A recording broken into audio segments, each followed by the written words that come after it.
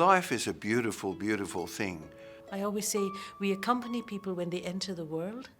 We are always present at births. We invite husbands into birthing rooms. And death is also a time when you accompany somebody as they leave the world. It's not enough ever just to have a roof above your head and 3 meals a day. Life is much more profound and much more encompassing than that. So we care for the person in their totality. When we use the term holistic care, we mean not just care of their physical needs, but care of their spiritual needs, their psychosocial needs, the care of their family, the care of the circumstances of their living. To try to help them to feel loved, respected, wanted. We try to support the family as much as the resident, nearly, because the families are usually never quite prepared. Nobody is prepared, really, for the last moment. Everyone's death is so unique. I think it is important medically to recognise the various stages of life, and it's always been the Church's teaching that we keep people comfortable. There's no requirement to go on pushing. It's not euthanasia to give a person adequate pain control.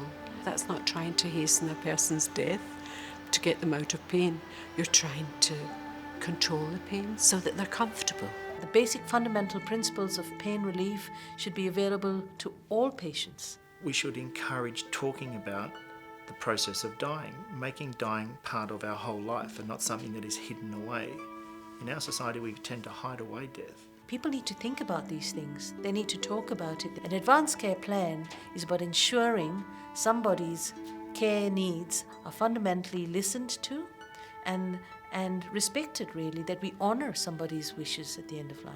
We are starting to realise that we have to move away from didactic directives that are limited to life-limiting treatments to actually start this conversation about how do I want to be cared for, where do I want to be cared for, and what are the things that are important to me at the end of life. What do you want to see here as the outcome for your loved one or your father or your mother? What makes me opposed to euthanasia really is thinking that once we allow the state or people to kill other people for whatever reason, we're crossing a line, a fundamental line about how society works, a line which identifies trust relationships between doctors and patients, between family members.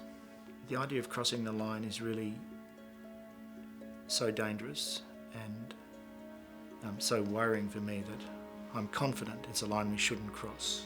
It's not just about the impact on the patient that requests a euthanasia. You have to consider the impact on people who are left behind, families and communities. You need to consider the impact on health professionals who are involved in decision making, who are involved in the process of caring. And you also have to think of the impact on society. What do we want to be known for? To be known for a country that cares for people who are sick and vulnerable, or a country that kills people who are sick and vulnerable? So why not redirect the debate to palliative care, which is constantly improving, and palliative care bringing a holistic care to the sick and the dying. Let's talk much more about that and how fantastic that can be. That, I suppose, brings us back to the essence of our humanity. I always say there are enough of us around in the world that nobody should ever die alone.